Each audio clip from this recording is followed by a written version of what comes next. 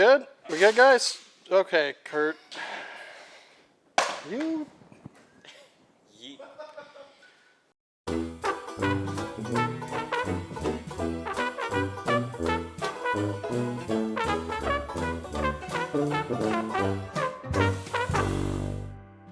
What's going on, guys? Welcome back to Whiskey Dixon. I'm Sugarbear. I'm Robbie. And today we are reviewing Teeling Black Pit's peated single malt Irish whiskey. Pretty cool. Comes in at 46% ABV, which is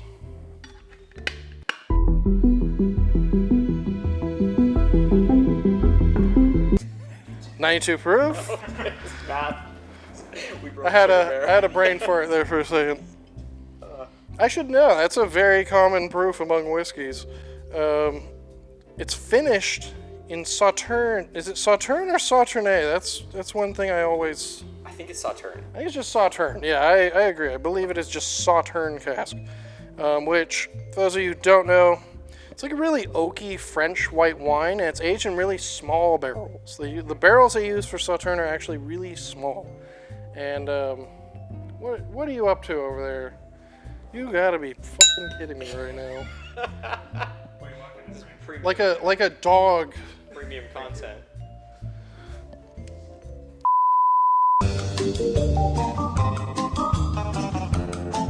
Teeling, relatively new distillery. They've only been around since like 2012, I think. And they're right in the heart of Dublin. They're actually in the city of Dublin. And they're making all kinds of weird stuff. Even their standard flagship whiskey is a rum cask finished Irish whiskey. Really? I didn't know that. Yeah, the standard Teeling is the small batch that's finished in the Bacardi casks. And they do a lot of interesting things. I don't know if you remember this, Robbie, but we reviewed another Teeling. Chestnut. Which was a chestnut barrel aged. Yeah. That was awesome. It was. Such a unique flavor. Very unique. And once again, we have a very unique kind of small batch limited release thing from Teeling. I'm surprised I don't get any peat on the nose. On the nose? Not really. No, to be honest. On the nose, you get all the Sauterne. You get that like nectar d'or, white wine, just toasted oak, green apple, honeysuckle flower. It smells like botrytis. That's actually what makes Sauterne.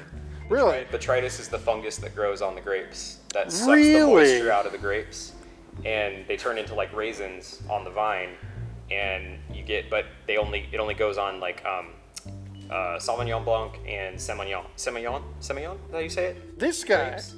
So it's like This is the guy. Those are acidic grapes. So you don't normally get like sweet wines with acidic grapes, but the acid balances the sweet really nicely. So Sauterne's like a nicely balanced wine. And this is me speaking out my ass because I've never actually tried Sauterne. But Me neither. It's not like port or sherry. It's going to be more like well balanced. Oh yeah.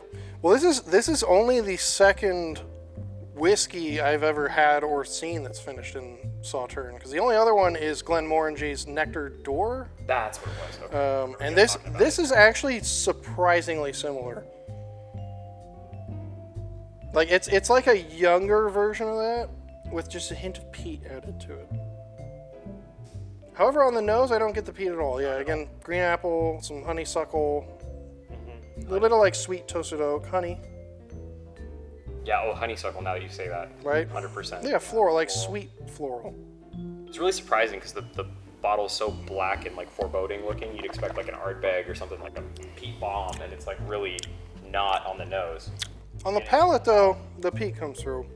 That's almost the first thing you taste.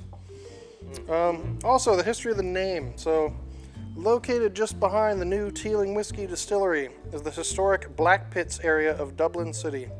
Steeped in manufacturing tradition and formerly home to an abundance of malting houses, it provides the inspiration for the Teeling Black Pit's peated single malt, truly unconventional Irish whiskey at its finest. Okay, so in other words, all right, yeah, they make it in the city of Dublin, which is cool because in the old days, maybe like 100 years ago or so, almost all Irish whiskey was made in the city of Dublin. Like Powers had a distillery in Dublin. Jameson had a distillery in Dublin. And those kind of disappeared around the time they got their independence, because the English were like, okay, if you don't want to, since we don't own you anymore, we're going to put all our funding into Scotland and making more Scotch whiskey distilleries than ever before to put all your distilleries out of business. They didn't want the Irish to, and they didn't allow any Irish whiskey to be sold in any territory that the UK owned at the time. Yeah, so they were pretty butthurt about the whole independence thing. Like, all right, we're not even going to drink your whiskey anymore or sell it anywhere in any of our countries or property, I don't know, territories. Imperialism. Very young whiskey, very light-bodied whiskey. Yeah, but it kind of has to be if you're using like Sauterne, you know. Otherwise, it's going to be. Otherwise, you wouldn't taste it. The peat is almost an afterthought. It really is. Flavor, which is not a bad thing at all. It's just surprising because it's a very, you know, you got this like stencil font on here. You've got the very like aggressive look, dark bottle, dark tin. You know, it looks like you'd expect it to be, like I said, a smoke bomb. Yeah. But it's not. It looks like they made it look like an Islay whiskey. And honestly, if you're expecting an Islay whiskey, you might be a little disappointed. This is delicate, fruity, lightly smoky. It's more like the peat is more like black pepper. It kind of like a freshly cracked pepper on the palate. It's not upfront at all. Yeah. Although I do see what Subtle. you're saying though. It's like right kind of in the aromatics of the beginning of it. It's kind of like a little bit right up front, but then it's really subtle. Kurt, what the f*** are you doing back there? Just stop making so much noise. We're trying to film whiskey reviews here.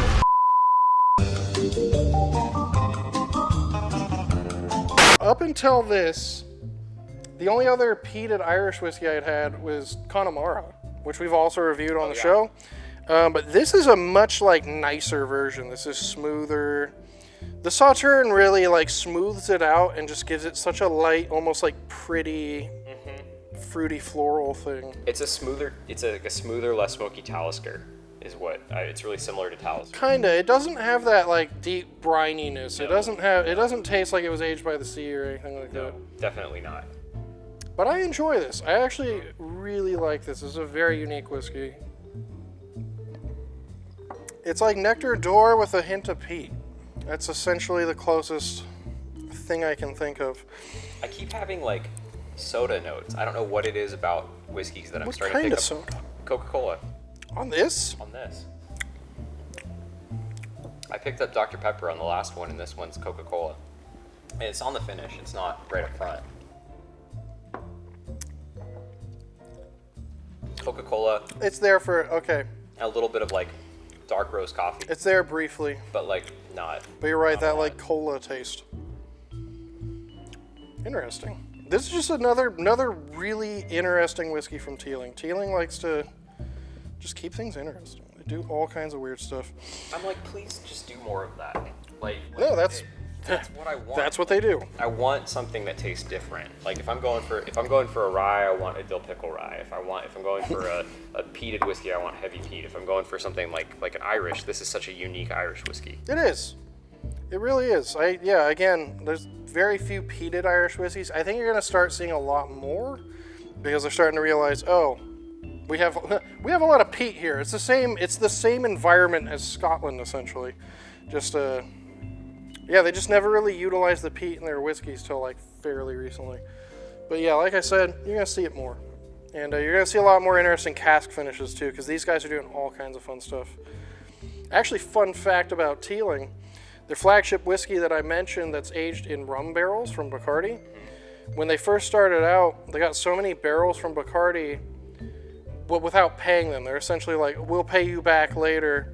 By the time they released the whiskey, they'd spent so much money making it, they essentially just offered themselves to Bacardi. They're like, you can just own the distillery if we can just keep the name the same. And they did, so Bacardi actually owns Teeling. Yeah, no, kind of they were like, let's use Bacardi barrels. They're like, now Bacardi owns us. Okay, so Coca-Cola gave way to coconut. Toasted coconut. On the finish? On the finish, yeah.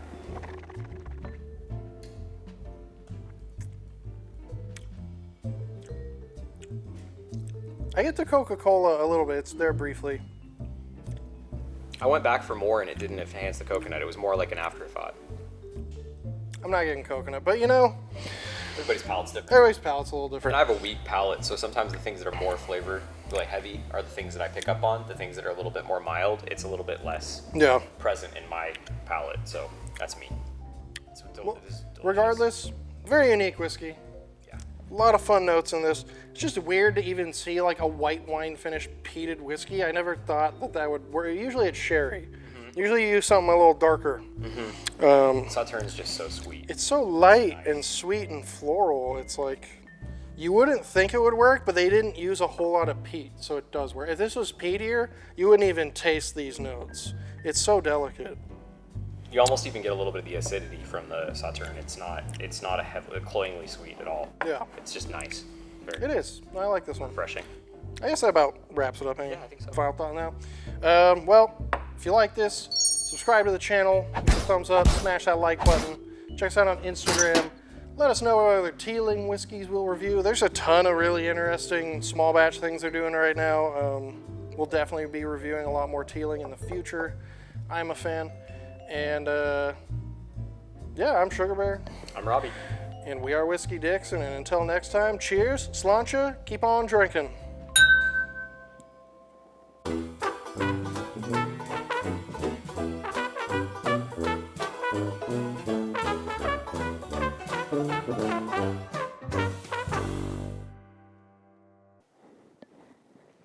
Fuck Kurt. Killing me over here.